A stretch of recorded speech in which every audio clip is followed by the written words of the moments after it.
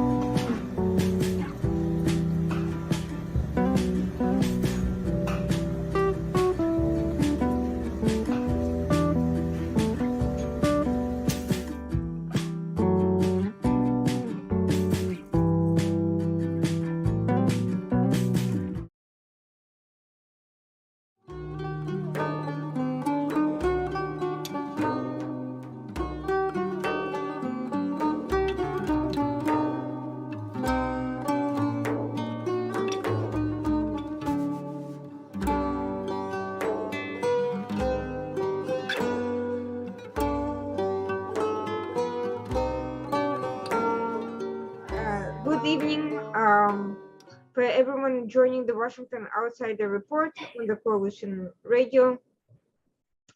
For those new to the program, my name is Irina Zuckerman, and I'm the editor-in-chief of the Washington Outsider. With us today is Dr. Emil Hasanov. He hails to us from Azerbaijan.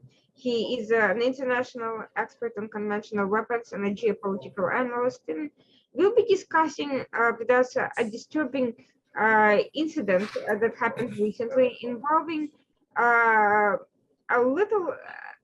generally not well-known group of Shia extremists who had stormed an Azerbaijani embassy in London, and who prior to this incident wrote a direct attack on Azerbaijan's head of state, President Aliyev.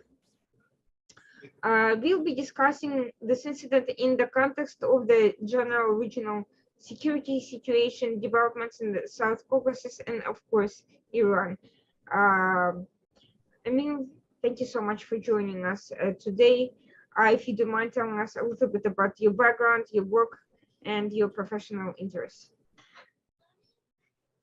Thank you very much, Irina, for such an opportunity to share our common interests and about some recent events, actions that were going and happening yesterday. But for sure, we'll talk about Iran.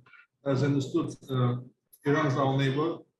Nowadays, I'm in Baku, in Azerbaijan, and for sure, certain it's fairly advanced still.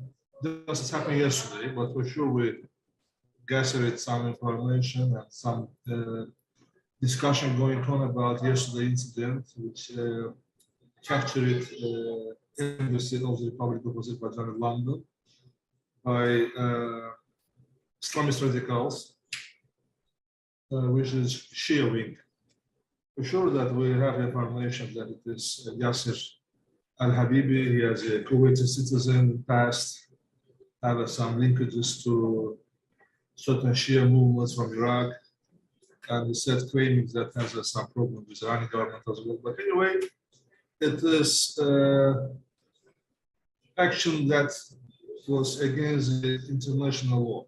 Actually, Vienna Convention.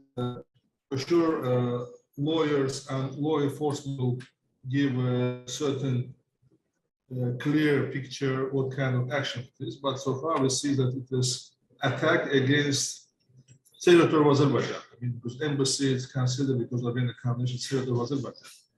And it is terrorist attacks. It captured a place where civilians, diplomats, they are untouchable people. And for sure, such kind of action has a certain routes. When we go back, we can see certain routes and can get few options which could be discussed, few scenarios which could be discussed. But anyhow, we know that this was Islamist radicals, it was Shia movement, and no, it was unfriendly act. It was more, I would consider like a terrorist attack against Azerbaijani embassy. And it's happened in London, which is a little bit confusing me because what's happened in such a developing country like in some other parts of the world. It's happened in London, in the city. It should be properly investigated. As I know today, Deputy Ambassador of Great Britain was invited to the Minister of Foreign Affairs of Azerbaijan and was discussed about the government expressed happiness with such kind of situations that UK government cannot provide security and safety to pass of Azerbaijani citizens, diplomats. And it's quite a big signal for us. As I talk about nowadays on my own capacity, I think it's big signals. It's just to try to tell something in the future. But let's see how the situation will go on in the future, in the near future, and let's see what kind of investigation we'll get finally. What was purpose from side of Great Britain, because I said Great Britain officials said they will investigate and see what's going on. But one of the problems that these people get asylum in UK. You know, how do you get asylum in UK and with such a radical person?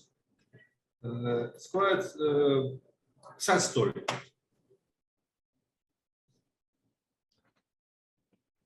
Has there been any warning or any prior tensions between that particular group and any of the Azerbaijani interests prior to this incident? Because this is a pretty obscure group, and while they have their radical history, they've been expelled from Kuwait, and this guy's citizenship was taken away.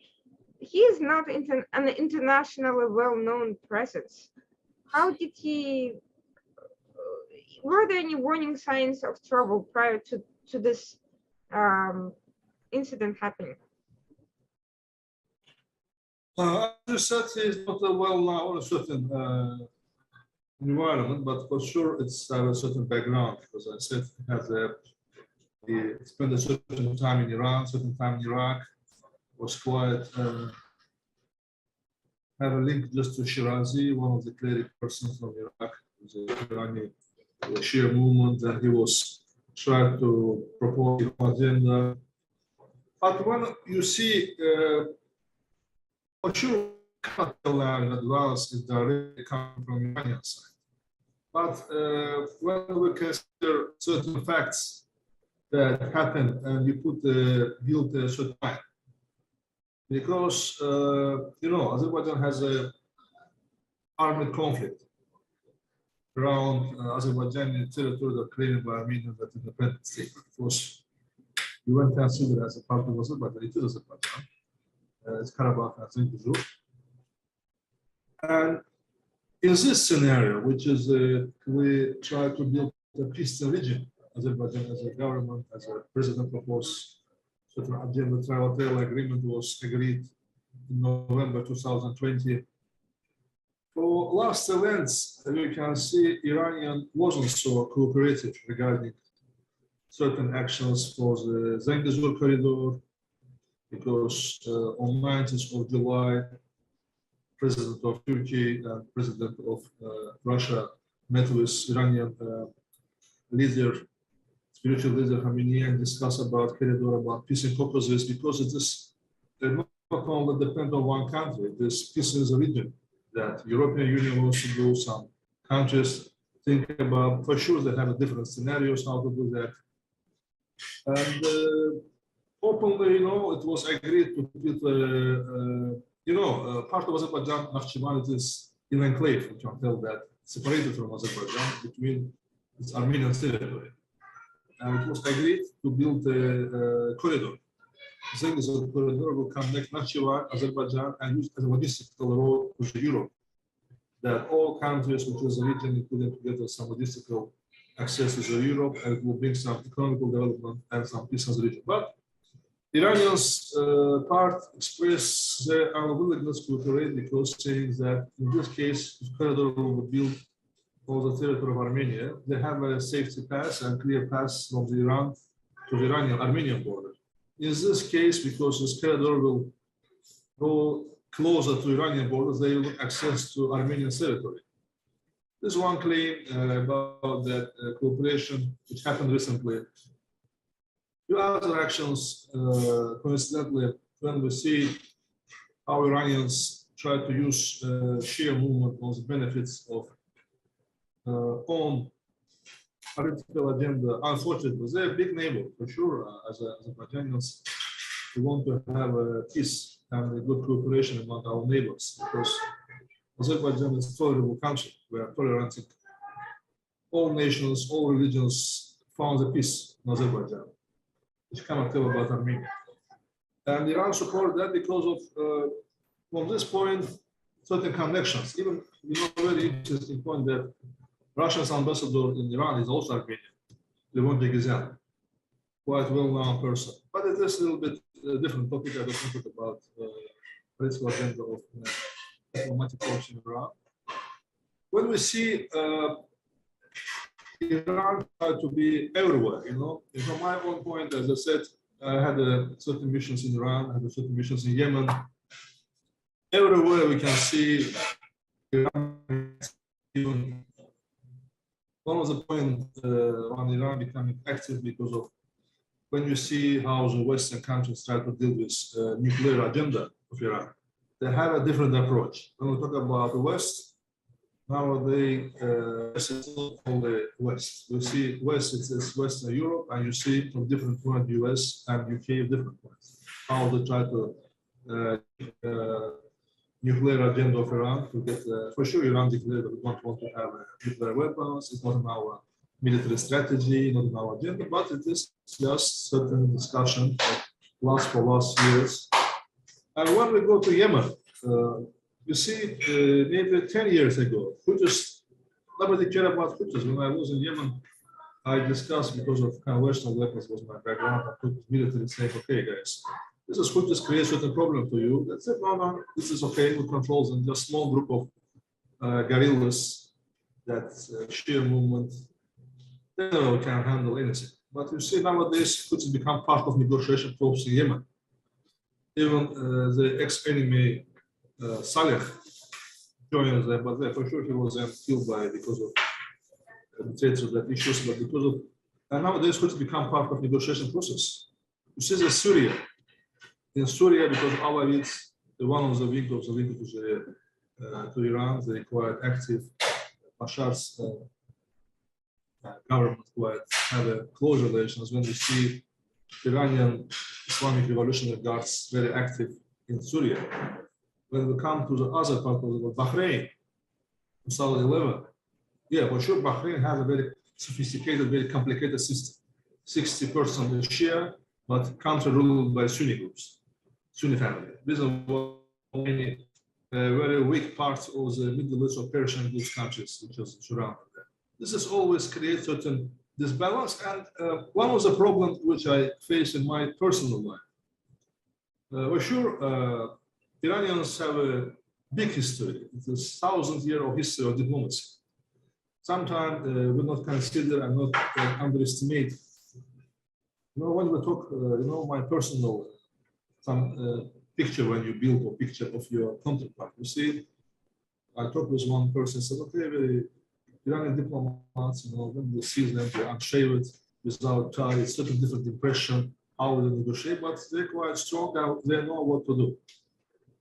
From other point, yesterday action which is related to the embassy, they're Shia link, but I think we can just consider few options, and I hope in few days we'll have a much clearer pictures where is the lines going on to the Tehran or other part of the world.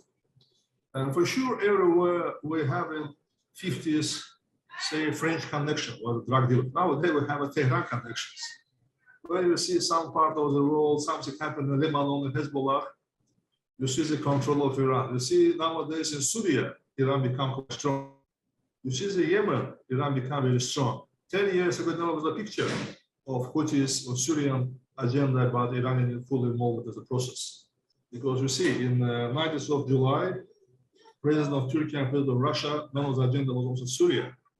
Question how Iran becomes active. And nowadays, I see some European countries try to discuss, make a quick with Iran about agenda of nuclear deal.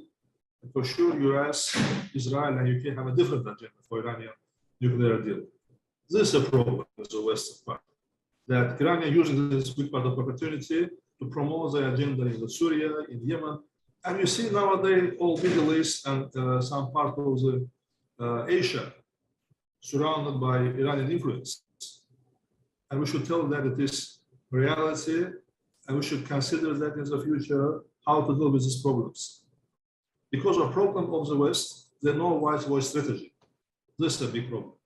That Iran are using that. For sure, Azerbaijan has a big history with Iran, because, you know, from end of the 15th century to the beginning of the 16th century, Shia movement by Azerbaijani Turkish-speaking dynasty of civilians. Because of that time was a war between two Turkish-speaking countries like Iran and Turkey, Ottoman Empire.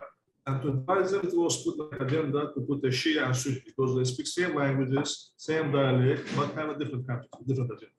Since that time, country was ruled by ethnic Turkish. Still, Pahlavi come to the 30s, from 1930s of the 20th century.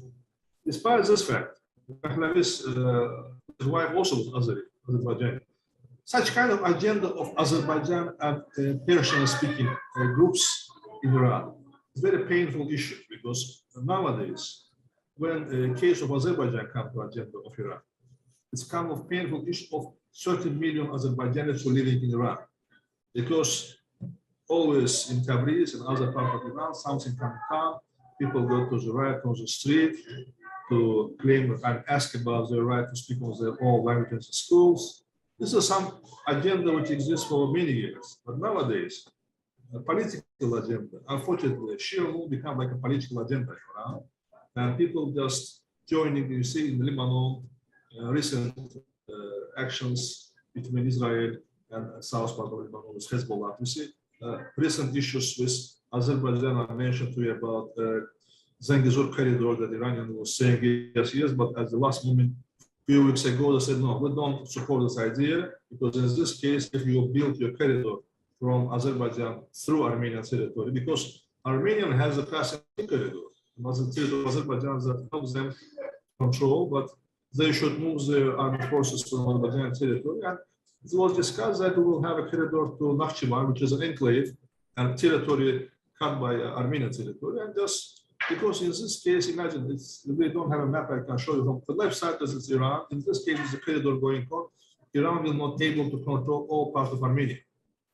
This is another problem. You see in Syria, similar connections. The problem agenda of Shia movement become like an obstacle to peace cooperation in the region, unfortunately. So we're seeing three different issues here at play. One is geopolitical, the Zangezur corridor potential, which Iran uses a geopolitical threat to its own trade interests and to its own regional influence. We're seeing religious issues. Azerbaijan is a Shia majority country, but it's a very secular, it's a very open and tolerant one with different religious groups coexisting. And we have an ethnic issue with a significant portion of Iranian population being of Azerbaijani descent, Turkic, as opposed to Fars. And that's also been a source of tension.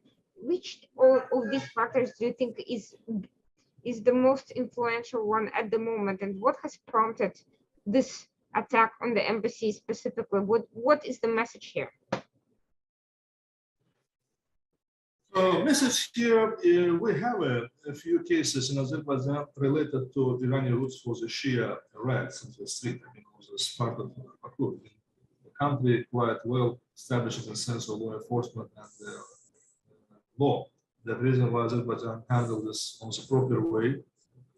But problem, strong Azerbaijan always increase the certain interest of Azerbaijani population of Iran to join. For sure, I cannot tell that about what agenda, from a political agenda nowadays, from Tabriz side, from Azerbaijani minority in Iran, how they join. But this case coming for many years, because country separated, part of Azerbaijan living there, and certain radical rulers in Iran very threatened by situations that 30 million Azerbaijani will try to get on the street and say, okay, we have a right to speak the same language, we have a right to have school in Azerbaijani language, which they don't have.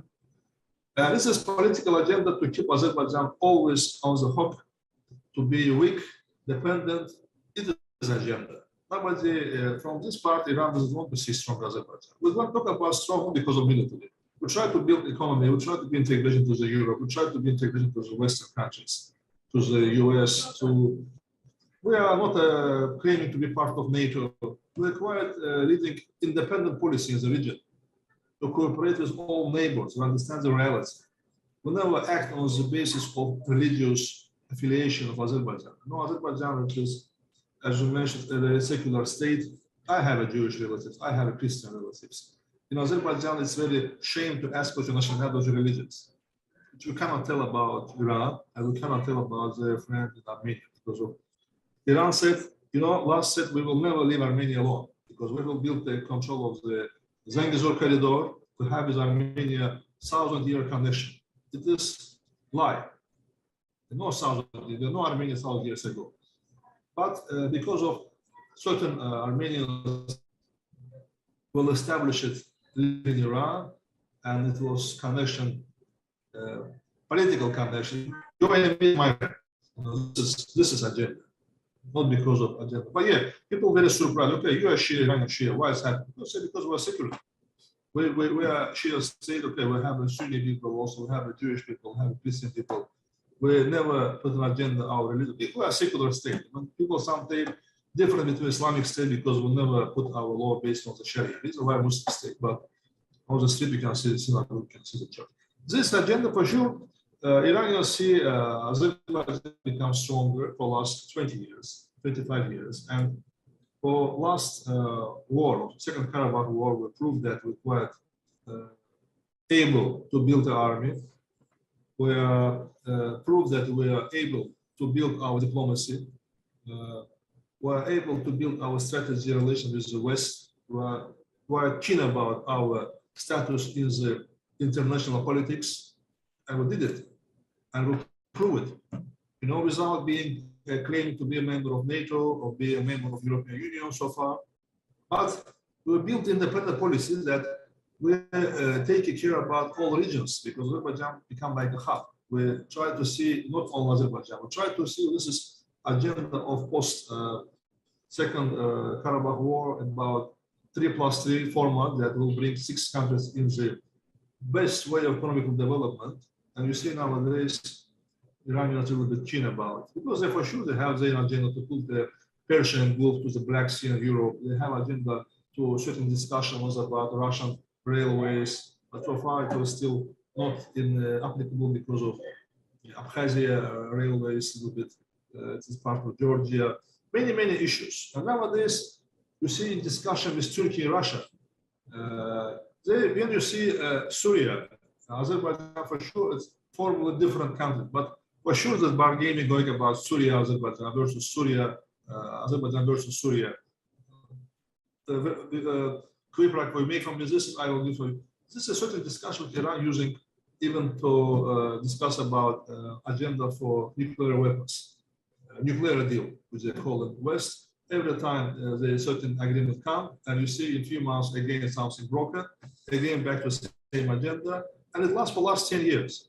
And when you see such kind of unfriendly relations, and you see about agenda of nuclear, yeah, it's set of peaceful or humanitarian purpose, but I don't believe in humanitarian purpose when we have a big army that everywhere in the world, in the Middle East and Central Asia, and you say about peaceful agenda. I don't believe. Iran has a very great history, great literature, great poetry, and a 1,000-year history. But so far, we see the unfriendly relations, and so far we see they are not considering the peace for development. They're considering the arm, weapons to get a certain control. No, nothing about peace, unfortunately. And yes to the action. Maybe this clerical guy was trying to show himself that yes, he's come to the agenda. You know, Daily Mail will write about him. You know, BBC will talk about him, becoming famous. But question: this time he will spend in Iran. This time he spent in Iraq, which he spent for certain Shia radicals. You know, reason why I highlight the radical, because nothing against Shia, because we're also Shia, nothing about Islam, I talk about radical Islam. This is a problem.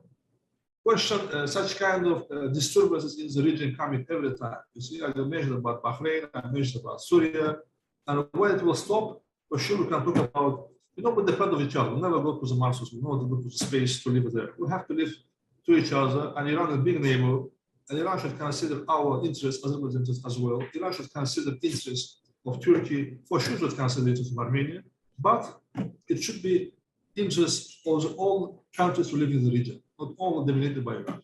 This is agenda. Now, some people are saying that this Kuwaiti group is a self-proclaimed enemy of Iran, that Khamenei has issued a fatwa against them. And, you know, if they are being directed against Azerbaijan, they're being directed by somebody else. That said, Iran has a long history of arming and backing groups that are not exactly on the same page, either religiously or in terms of agenda. It has backed Christian Armenians. It has worked with the Assad regime, which is Alevi, and it's sort of Shia, but it's not the same as the most of the Iranian population. And it has also worked with the Omanians quite well, who are also not exactly the same view, and the Zaidi Houthis, who were at one point even closer to Sunnis than to Shia. So religious differences alone don't necessarily mean that the intelligence services want back that particular group against a particular common enemy when there is a reason for that. But the question is, why would they choose that particular group at this particular time, as opposed to, you know, some more expected terrorists or some other group? Well, what do you think is happening here? Why that particular Kuwaiti group that no one knows about? Actually, Irina, it's a very nice question, but it should be investigated. For sure, we have a certain, make our desk research, certain connections and get the information, but this matter, how you can complain and say, you know, I'm enemy of Iran, but question, you was under the influence, you was built, your capacity was built by Iranian people. You was brainwashed by these political Shia people. Where I said, I just tried to highlight, nothing against Shia people. You know, my country also Shia. Talk about political Shia movement. If you use like a political movement, you see the Hezbollah in party, and Hezbollah has armed wings, and also in a party represented in the parliament, and sitting in south of Lebanon. You see the Palestine, which is a groups which is a Sunni but supported by Iranian Shia. As you said, the Alawites is maybe 15% of population of Syria, but they control all Syria. Iraq, you see in Iraq nowadays, it's more Shia than Sunni. In Saddam times, it was more Sunni rulers, despite the population majority of the Shia. Nowadays, it's Shia. And even, not a secret, few ministers, a few people, political people in Iraq, also part of Iranian connection, Tehran connection, because they live there, study there, certain support was provided to them. They never, you know, I can tell, you know, I don't have connection, but certain, your roots, your traces shows that this connection was going to certain part, go to Tehran, go to the certain political agenda. It's go to the Iranian Islamic Revolution Guards, which is control all situation. For sure, in Iran also was a problem. In Iran, old generation, new generation wants spoiled children also. Old generation doesn't believe in such kind of, they want to have a luxury life. Old generation living, a few days ago I just saw some execution of one 50 years old lady who was forced to marry one old man and she killed his husband. He just was hanged off,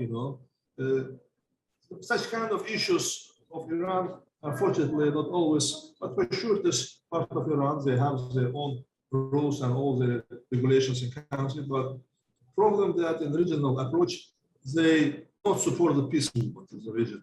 This is a problem. Nowadays, I talk about Armenians. They said no. Armenians will never allow the Sunni part, which we call Zengezur, will never allow to cut our connection with Iran because we will build your corridor which go take you to the Europe to provide certain good costs for the future, to logistical, to development. You see at the same time, I just want to repeat about the Syrian case. And this guy from Kuwait, this guy, for sure he was under influence of Iranian clerics. And question, how was he trained that, What was the action? Days ago we had the armed conflict again in our territory with certain terrorists, armed groups, to expel them from the territory of certain fields that because of they just completely destroyed and killed the soldier. And it's happening exactly in the day after that. This problem. Certain, I will not tell what is going on, but certain facts build a certain line. We will not tell that, okay, I want to tell that. Certain actions line will build certain algorithm what's going on, what is in the future. This guy is maybe he's not a big guy, just certain young guy who wants to be famous. But who is behind? He's just visible part. Maybe for him it's like a agenda to be famous, to be on TV, London TV, UK, all the world now, Al Jazeera talk about him, we can't dream about that. But who is behind all this action? Why is this happening exactly all the time when it's happening in UK, Great Britain, it's happening in other embassy? Why it's happening against Azerbaijan? This is many questions and answers. But behind you see certain people and actions, and it is only one indicator what's going on. For sure, we will see in few months, few weeks, much bigger indicator, much bigger actions. Certain hint that yes, we are making a signal for you. We can do that. It's my personal view. Nothing.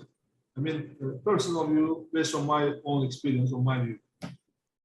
The same day as this incident took place, there was another security situation that arose from the Armenian forces getting into a skirmish with Azerbaijanis. The Armenian forces are supposed to be gone from all the liberated territories, but there was an attack, and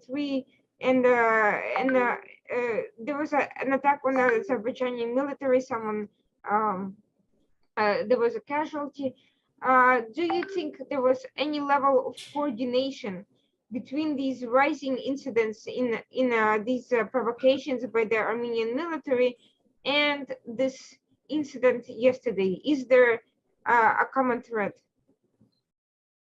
As I mentioned, 2 days ago, Azerbaijani soldier was killed. Mm-hmm. According to the trilateral agreement, Armenia should assure and withdraw all the military forces from the territory of Azerbaijan by the end of June 2022. But nothing happened. Instead, we have a regular shooting on our side. We have we start our repatriation of the IDPs, which nowadays are liberated territories. We start building capacity for our civilians. We put the civilians very close. We try, the people want to go back to the areas after 30 years. And we start already doing in Zengezur, in Zengilan, which part of Azerbaijan liberated. And nowadays, such kind of action, for sure, it's Yerevan coordinates, my opinion, it coordinates with the Tehran for certain action, because I said 19th July discussion of the family was completely, it wasn't a line which was discussed before. It's just, we want to keep a control with Armenia, because 1,000-year relations. We don't want to leave Armenia alone. The question about Armenia, we talk about regional approach. Iran is the part of the trilateral agreement. This is agreement signed between Armenia, Azerbaijan, and Russia. But nowadays, European Union also fully involved with this process between two presidents of Azerbaijan, Mr. Aliyev and Prime Minister of Armenia, Pashinyan. This is the case. Just after that, for sure, Azerbaijan had to make certain revenge actions to expel Armenians because we're already going to repatriate our civilians, and we don't want to have such kind of problem when in the shooting distance, Armenia has armed forces, and Armenia says, okay, we will do it next time. What time has come? Deadline was end of June. Nothing happened. Even more armed forces of Armenia and armed groups start shooting on Azerbaijani side, and we have to do that. We've seen a lot of criticism launched at the Russian peacekeepers who are supposed to prevent provocations from occurring. Some say Russia has an interest in continuous state of upheaval and in preventing the final peace agreement from taking place between Armenia and Azerbaijan, especially now with the war in Ukraine. To what extent do you think this is a factor, and to what extent can Iran take advantage of these issues, and from Russia's interest in the war in Ukraine and from Russia's interest in impacting the South Caucasus? Actually, when we talk about Russia, he said Russian ambassador, it is Levon Derayan, it is Armenian in Iran.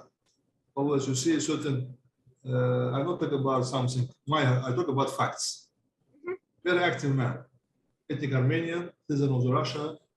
They always promote interest of Russia with Iran, interest of Armenians in Iran. And from another point, yeah, recently we have a agreement of Russian Gazprom was to invest something about Iranian economy, oil and gas business. A certain discussion was going on. Certain, as I said, railways discussion was going to build certain Persian Gulf, Black Sea. And Russia said, okay, if in this case we should do something in Abkhazia railways as well, it exists. Certain agenda exists. And what is important? Nowadays, drones which are used by Russians, Iranian drones using Ukraine, it's appeared recently. And again, you see, even we never can imagine Iran and Ukraine. And nowadays, we see Iranians' weapons appear in front of Ukrainian territory, which was deployed by Russian forces. This is the case. I mean, full involvement, and it's trying to expand the air adventures. Nowadays, already integrated with Russia military capacity. Nowadays, slightly getting in of Ukraine conflict, armed conflict. I can consider that it could be one of the cases as well, but I cannot tell you 100%. But as I said, ambassadors are very active, Russian ambassador, ethnic Armenian person sitting there. For sure, relations with Iran, Armenia, and Russia has a big military contingent in Armenian territory. Nowadays, they have about 2,000 peacekeepers in Nagorno-Karabakh, which is a Karabakh territory. Nowadays, Nagorno-Karabakh not exists, territory of Karabakh and Khankandi. And I can tell you very on diplomatic way, I don't see Russia following the obligation on full capacity. I cannot tell that. Because I see what's going on. My personal view that they can do it much, much better. Questions they cannot do, and the question maybe they don't want to do it anyway. It is not on the favor of Azerbaijan, not on the favor of the peace in the region. Meanwhile, we are seeing different defense alliances forming among Western and Middle Eastern countries, primarily with response to Iranian presence. We are seeing I2U2 between Israel, UAE, India, and the United States. We are seeing the Negev summit. We are seeing other types of groupings trying to develop some sort of a defense. UAE withdrew from an air defense pact that US was pushing. On the other hand, Iran is also looking to create alliances through various proxies. It's trying to negotiate issues with some of the Gulf states. Where does Azerbaijan fit into this picture? Oh, it's not secret. Azerbaijan have a strong ally with Turkey, Mm-hmm. is a member of the NATO. For sure, Turkey, our strong ally, our brotherly country. For sure, Azerbaijan has a good relation with Israel. It's also our ally and our friend in the region. We want to be with our neighbor with Iran to be very friendly. We'd like to be with our neighbors, set our population, big population is there, Azerbaijan is there, and we cannot ignore this fact. But question, it should be equal. You cannot tell you, no, I'm bigger, I want to control you. Just first is my interest, second your interest, I will consider it. If you're doing well, I will leave you certain space for your interests. Group countries, for sure, it is a little bit different part of discussion, but some countries consider interest of the Turkey through interest in Azerbaijan. I view that influence to push the Turkey, Iran sometimes uses tool to push Azerbaijan to influence on the Turkish decisions in the Middle East. Sure, Turkey very active in Middle East and North Africa, and nowadays certain big discussion going about Syria, big discussion going about Afghanistan, which is mainly some Persian-speaking ethnic groups also there. We see the Taliban, certain discussions, certain actions going on, and we still don't know where to go, what kind of scale of the armed conflict will be there. Also in Taliban, I'm most surprised for Iranians also will appear there in future. Azerbaijan not pretend to be part of military actions. Azerbaijan try to be like an example of the peaceful negotiation process. You see, Azerbaijan part of non-aligned movement. Azerbaijan always proposes an agenda regarding Ukraine or provide humanitarian support to Ukraine. You know, otherwise we think about 3+3 format with certain countries to build a peace in the region, to make huge projects in the region. We now supply our gas to the Europe. You know, we try as a small country, maybe a region comparing with Iran or Russia, but we try to see big picture. And we try to build regions to make a big picture, to feel about prosperity of the countries. We don't think about, but for sure we care about how our future regulators Armenian negotiations going on, because after 30 years we liberated areas. It cost us too much. It cost about 3,000 young lives, our country. We're not a big country, we have 10 million. This is the reason why we really care about peace, we really care about economic development, we really care about our neighbors. And Azerbaijan was proposed peace agenda. You see, we always on the side of multicultural, secular state. We always propose this idea. You can see this Azerbaijani government ministers, you can see the Jewish, the Christian. It never is the case. But in Iran, it is the case, unfortunately. In religious agenda, it is the case. But we cannot say, okay, we just try to defend ourselves and show the good example. Because countries can follow us.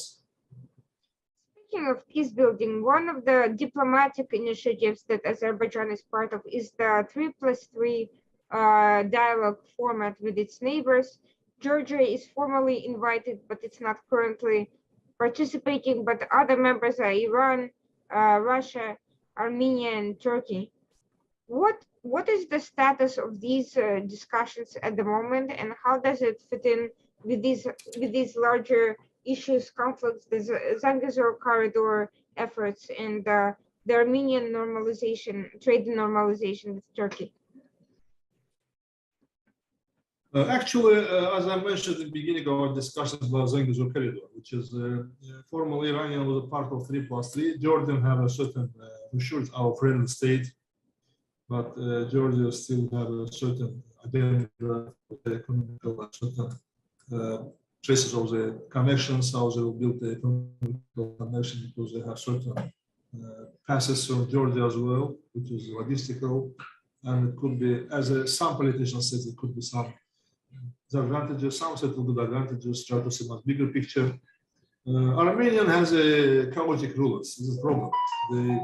When you see what was the head of the Security Council of Armenia said and what the Prime Minister said, it's always different things. It's a problem. But if this project will work, for sure it will bring a peace and equality to all regions. All the 6 countries will be on the best shape and will be integrated in the European economy, Black Sea economy for the Turkey. But unfortunately, you see last events, despite the fact a year ago it was formed 3+3, Iran was part of that, but on 9th of July meeting, Iranians said, no, we're not a big favor of the Zengezur corridor because of certain risks for, as I said, there's a certain old generation that dictated by Islamic Revolution Guards Corps, that their main agenda, they're like a hoax. They're not on the favor. They want control not by the soft power. They want to control with the hard power. So the war, military, and to control, full control. This is a problem.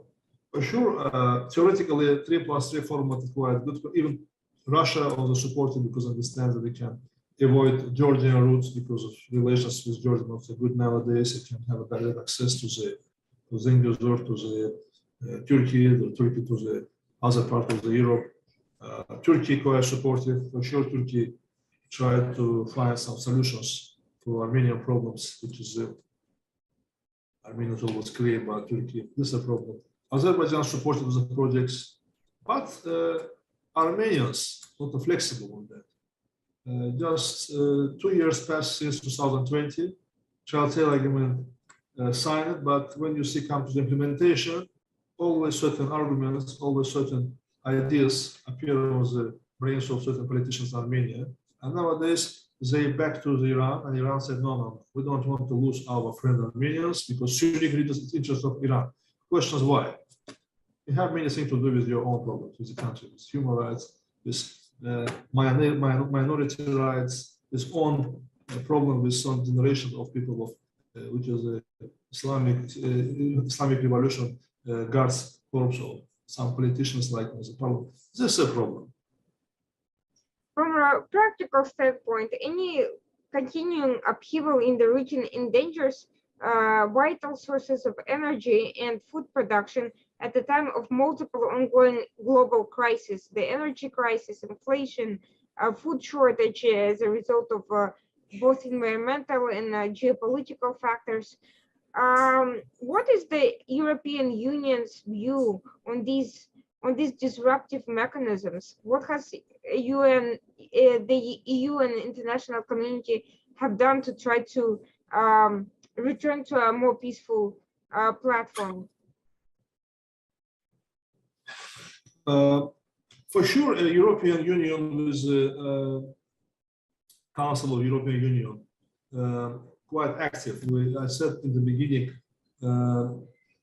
President of Azerbaijan, Mr. Aliyev, and Prime Minister of Armenia, Pashinyan, quite actively meet with Brussels with the head of Council of Europe, and always an agenda, and certain movement and certain progress was done because of Azerbaijani side always shows us flexibility and willingness to get the peace, which we can't know about Armenia. Other problem with Armenian side about, as I said, it is not exactly on the big scale of the picture of geopolitics of the world, but problem which completely destroy economical development, economical plans. This is landmine issues. Because, you know, Armenians for 30 years planted landmines on the territory of Azerbaijan, civilian populated areas, not on the border. You know, this is quite case, and nowadays we have to clear all landmines, and you see Azerbaijan had to do it alone. Sure, European Union recently expressed their willingness to allocate an amount of money. UN development program also very active to show that, but problem, Armenians should be liable for that. And imagine Armenians provided 25% of the maps, records, which unprecise and not properly recorded. Intentionally, maybe because of, anyway, it is not a precise, maybe more than half of these maps, not precise, and this is wrong records. And according to these maps, about 310,000 landmines exist on the territory. This is 25% of them. Now multiple to the 4. How many miles? And it should be cleared by my country, by Azerbaijan. And this is big obstacle on development of the region because country had to do it alone. We have a big number of civilians, and from other point, Iranian process which is try to not support this idea, but Zengezur corridor we can bring to the region, bring peace of the region also will open certain doors for the peaceful cooperation. From other hand, this is interlinked to each other, and that kind of players, for sure, Iran is players. Its neighbor try to influence the process.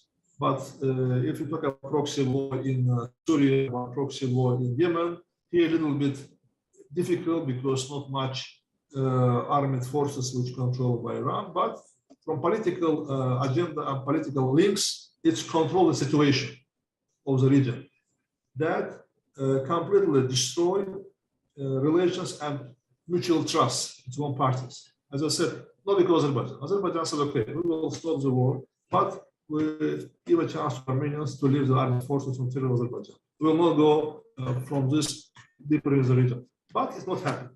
This is a problem. European, for sure, as I said, European becoming keen, and we have a quite good relations, and very often and very recently we had meetings. Our president has a meeting with head of European Council. But as I said, unfortunately, not enough.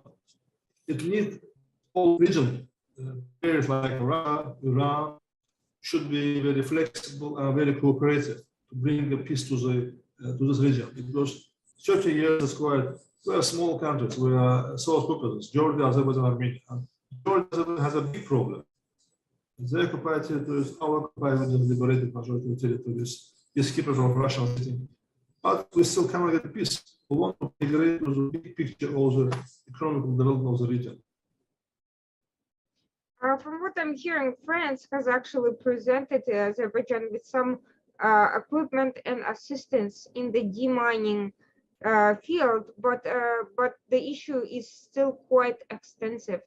What further cooperation would Azerbaijan like to see from the international community in addressing this issue? Do you see a need to pressure Armenia for better maps? Do you see the need for more equipment and volunteers? What is needed to resolve the crisis? As I said, European Council, European Union Council, and the Council, Charles Michel was very active, and recently it was allocated about 4 million. When I talk about conventional weapons of my background, I also mainly in landmass, the mining issues, the mine action programs. My background. Humanitarian demining is quite an expensive process. The reason why I always say demanding, but humanitarian demining. It's quite expensive than military demining. Because you see, to plant a landmine is cost about 30 cents. But to demine, sometimes come to $10, $15. Quite huge.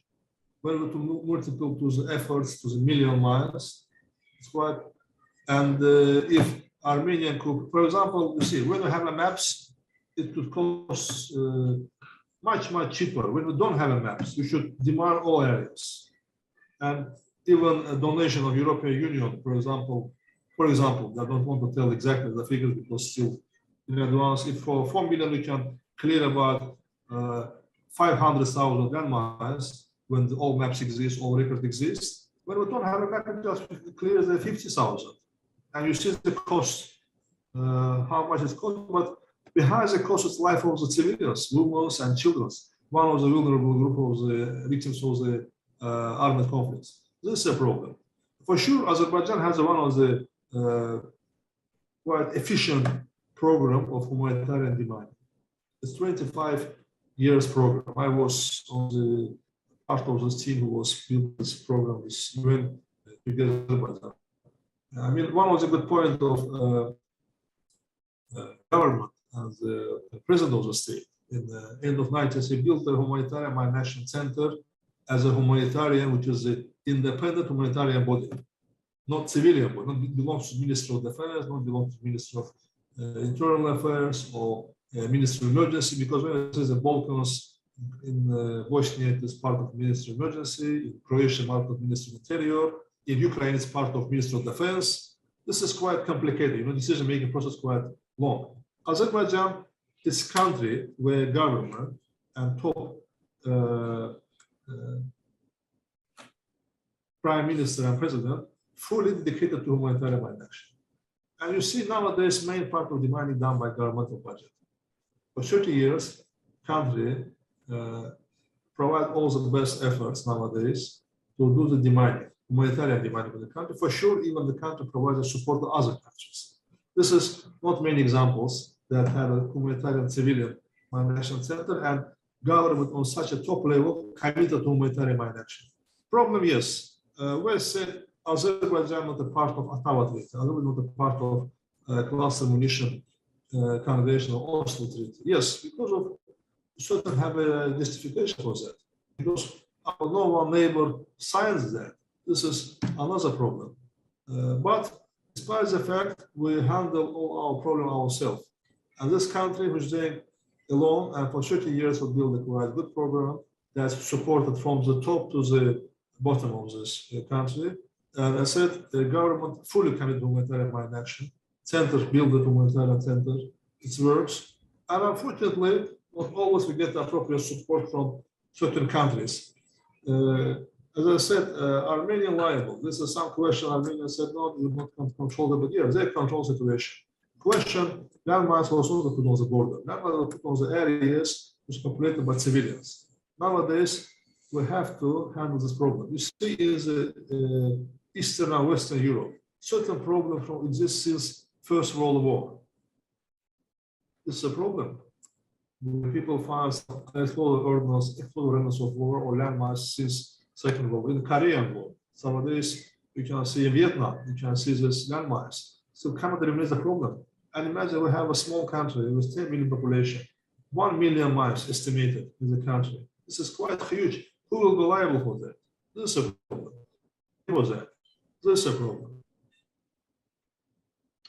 In addition to this ongoing problem, we are now seeing a disturbing shift where Iran is turning its attention from Yemen temporarily towards Central Asia, possibly with cooperation from Russia. Central Asian countries have always have enjoyed a long diplomatic relationship with Azerbaijan. Do you see these moves after the Tehran summit endangering these interests? Or how do you see this shifting framework in the region and the greater Iran involvement impacting Azerbaijan's role with those countries? When we talk about Central Asia, for sure, Azerbaijan built a quite efficient and very friendly relations. So, Uzbekistan, Kazakhstan, Tajikistan, Kyrgyzstan. I mean, when we talk about past Soviet countries, we quite have an excellent relations. Recently, head of the state was visiting Tashkent, Uzbekistan. Visited Kyrgyz president was in Azerbaijan. Have excellent relations with Tajikistan. Not agenda was a problem with Azerbaijan. For sure, this country, secular state, they understand this agenda of Iran and quite, yeah, there could be the diplomacy always exists. Diplomacy is the first, but it doesn't mean that it will be just everybody will relax and say, okay, let's just open the door for all movement, all process, all economical involvement in the country. Another problem of Afghanistan, that the border with Uzbekistan.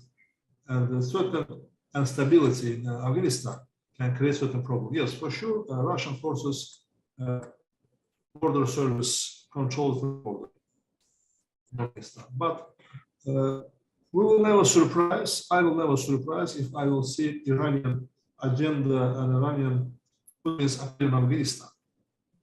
Also possibility of the future, because for sure we know Turkey exists, armed forces exist in Kabul. Not the left and Turkey still exists, just to build and keep stability in the region. But we see Taliban regime still, the government still not fully predictable. And for sure, there's certain, there are no big language problems, there are no big border issues, because very close neighbors, influence, cultural issues. And this could be second problem when we see another proxies appear in Afghanistan. Yeah, Al-Qaeda was gone. From a certain point, Al-Qaeda was eliminated. But I would not surprise if in the near future we will see somebody from Islamic Revolutionary Guard Corps relative sitting in Afghanistan and control certain operations. This is another threat that could be potentially, but this threat can, through such kind of line, create certain problem on the border with ex-Soviet Asian countries. As I said, Turkmenistan, Tajikistan, Uzbekistan. Nowadays, we see big movement. Yeah, for sure, majority of the groups are Sunni wings of Islam, but you see the Palestinians are also Sunni, but they are supported by Shia groups of Iran. This is come from Tehran. I talk about Palestine, which is not which is a part of separated part of the Palestine. This is a problem. We have heard actually both Sunni-linked and Shia-linked organizations trying to recruit from some of those countries. We are hearing increasing stories of both of initially Taliban and now increasingly ISIS recruiting from the Central Asian countries, but we've also heard of Iranian IRGC connected groups training camps in some areas.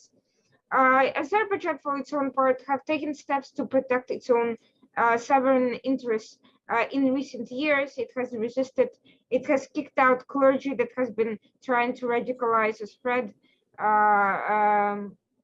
radical ideas. It has arrested militants and terrorists in the past, but all of that has not gone without consequence because propaganda efforts by some of these lobbies belonging to the groups in the West has pushed for Western criticism against supposed infringements of freedoms of these extremist organizations trying to recruit, trying to use soft power in Azerbaijan. What do you see happening next as a result of increased extremism in the general vicinity? Do you foresee future attempts to infiltrate the country? Do you see the need to take further security measures, or do you think that they will stay out for the most part? Actually, Azerbaijan handles this quite on proper way and on efficient way. So far, it is quite controlled movement. But problem, Western countries, they usually, my personal opinion, always support Azerbaijan. They see different agenda. Maybe for some point, from religious perspective, from some point, they evaluate Azerbaijan from different their own indicators, which not always applicable to Armenian side, despite Russian forces have a big Russian base in Armenia, 5,000 people. You know, Azerbaijan, Georgia, in the beginning of 90s, withdraw all Russian military forces from the territory. Armenia still keeps them. But despite this fact, some of them support. But I don't want to bring all the case to Armenia, but question of approach of the West. West should support Azerbaijan. When I talk about the West, I talk about certain countries. And we should understand there's a border, when East meets West. And exactly this border, which can be controlled from all this. We have in Wahhabi issues, Salafist issues, radical Shia issues. I talk about Wahhabi, Salafi also with radical point of view. We have these problems. We are Muslim, we are a young, small country. We're from all parts of we're surrounded by this country. We're not in the other part of other continent. We're a neighboring country. But country efficiently handles the situation. Hypothetically, for sure, it's possible. And we have certain signals about that. For sure, when we talk about ISIS, we see some people from Azerbaijan appear there. You know, yeah, ISIS is mainly a Sunni group, but you know, such kind of group, they don't have a peaceful agenda. They have only common enemies. Common enemies. Okay, let's join our efforts together. Then we'll divide. We are Sunni, we are Shia, and divide our territory. It's also possible. Huge amount of money will come into this part to solve certain problems, to influence certain processes in the Middle East, in the Central Asia, to that kind of actions, serious actions. And a few days after they go, let's start negotiating. Something happen, and 2 days after they again sit on the table, and you see agenda changing because of just make a signal, make a hint that, you know, we can do this. This is a problem. And Azerbaijan, quite efficient country. I said we have a secular ideology, and I don't think we will lose our control. Government quite efficient on that. From other point, We are freedom of religion. Everybody can follow the religions, and there's no problem with that. We're not put in not a Soviet time. We respect everybody have the right and to choose religions, and we're not separate from the point of if he quite from Shia or Sunni. Okay, you could be group of the risk. That never happened. This country is Muslim country, and we are quite proud of this fact. And some political agenda for sure exists. If you remember, in Chechnya was certain movement from radical Islam from the Middle East. From Chechnya was coming to Azerbaijan, and Azerbaijan has a problem in the 90s. The Iranian issues was in Azerbaijan as well. Everything was handled on proper way.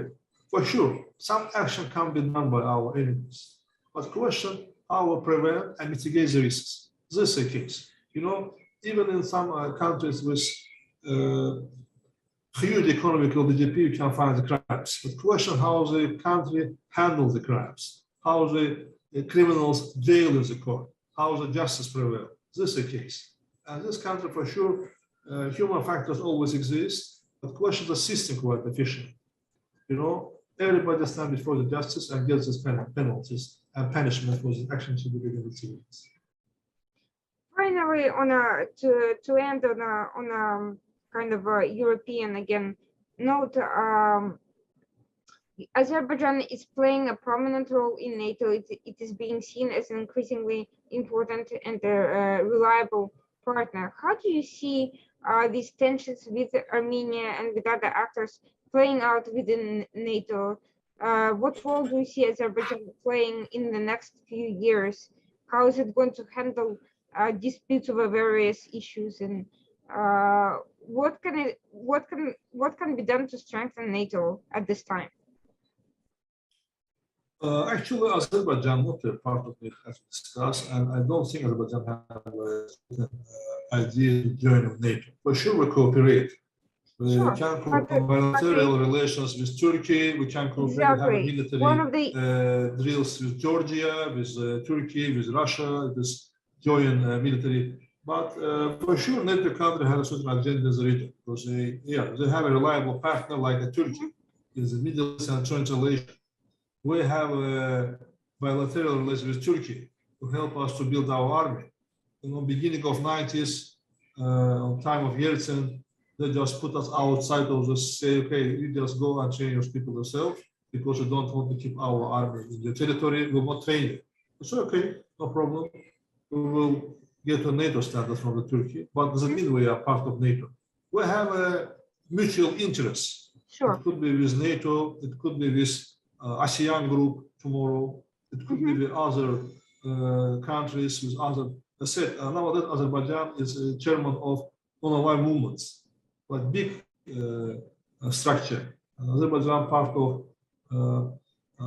certain groups like OSCE. We are not don't have OSCE, but we are for sure have a mission in OSCE, Security and Command Europe. We have a certain UN rules which prevail everywhere. We are part of peacekeeping forces. We are assigned in Kosovo, assigned in Afghanistan.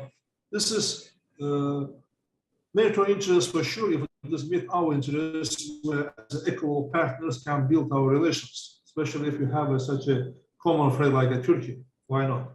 And I said, if 10 years ago, we never imagined Turkey will be part very closer to this part of the region because we consider it as a member of NATO, but we're not a NATO member. We meet our interests, we can cooperate, why not? If it is of stability or security in the region, Azerbaijan always of the favor of the justice and security and stability in the region. Because we want to propose a security, we want to propose a future development of the region as a whole, not like Azerbaijan independently. We see the picture is Armenian as well. It's a picture of economic development. We propose them to cooperate because we cannot ignore this fact. They cannot. But problem of, again, I come with a painful case. They just, anyone is all state, have a claim to the Georgia territory. They have a claim to the territory of Azerbaijan. They have a claim to the Turkey. You will put your relations in the country. You see it's not working. You should change your mind. Not the question of the love. The question is just common interests and common future, common peace of the region. Just think about your future. Think about your children. Don't you want to get the war? This is the problem. And if we can, Azerbaijan can cooperate with any structure which is a legitimate structure in the world, with legitimate structure, regional structure like a NATO. It could be tomorrow other structure is a region as well. Do you see, by the way, Turkey creating its own defense alliance with Azerbaijan and perhaps other countries? No, we have a cooperation agreement with Turkey. Alliance for sure, we're allied with Turkey. We quite have a very brotherly relations, have a friendly relations, brotherly relations. And alliance is not against alliance to just protect. This is the case.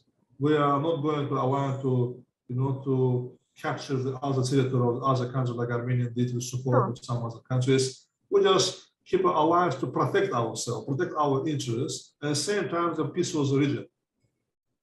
But what I mean is, do you see a multilateral bloc of several countries, not just the bilateral agreement between Turkey and Azerbaijan, but more over a regional grouping of some sort of cooperation based on specific interests or specific defense issues? It's possible, for sure, it should be done because we see NATO is also a regional structure. But NATO is North Atlantic organization, which is more regional structure. You see, OSCE is a regional structure, which covers also Asia, despite the talk about security in Europe because of interest. I remember many years ago when Malta became part of EU, taking the network with the ambassador of the USA. When EU will finish, when they stop. So after Malta, it stopped because, it's just, before the Morocco, it will stop. But it's already, we're talking about regional cooperation. It's not only geographical region. We're talking about regional interest of expansion of the security point, peace point. And it's normal. I said when we have a regular, in the past, we have a regular military drills with Georgia, Turkey, Azerbaijan, because we have a certain drills and possibility exists that Turkey will build a certain alliance with country to the region. If this is efficient and can protect the peace and guarantee economical development of the region, why not? I think all other big regional players like NATO also will support because Turkey, as I said, have a certain obligation within their membership of NATO. Mean always interest shouldn't be contradiction to each other.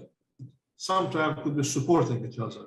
Yes, NATO cannot build certain ally with Asia, but if Turkey can do it, why not? And if they support these ideas and efficient way of cooperation, why not? If they protect from terrorism, why not? Exactly. Well, I see it's a very interesting sign that right now a lot of these attacks by Iran, for instance, are going through proxy groups rather than direct because they also have their own relationship with Turkey, and probably a direct attack on Azerbaijan at this time would lead to at the very least a very challenging tension with Turkey over this matter. I think it's very curious to see how they're going to try to balance their attempt to put pressure on Azerbaijan over its interest in Zangezur or against Zangezur rather, and so forth, versus their attempt to balance their relations with Turkey over other matters. So a lot to be seen in the near future. For now, I definitely see a very delicate security balance being struck here in Azerbaijan. Azerbaijan has a very complicated but also very promising and increasingly prominent position as well. So it's called a sandwich country. So definitely we'll be watching these events as they happen, and hopefully talking more in the future depending on what happens next and what else we find out. Thank you so much for joining us with this interesting. Thank you very much. And for everyone watching, I hope you take note of these developments. A lot of the media coverage ignores South Caucasus, ignores these developments, but as the world becomes increasingly integrated, what happens in South Caucasus, as you see, doesn't necessarily stay there. Worth watching for sure, worth engaging. Azerbaijan is playing an increasingly important role in energy exports, and as such, will become a very important geopolitical player, both for its friends and enemies alike. Thank you for everyone who've joined the Washington Outsider Report this week. Stay tuned for our next edition, Tuesday nights at 9 p.m. With you was Irina Tsukerman, the editor-in-chief of the Washington Outsider, and Emil Hasanov, a geopolitical analyst expert on conventional weapons. Thank you so much.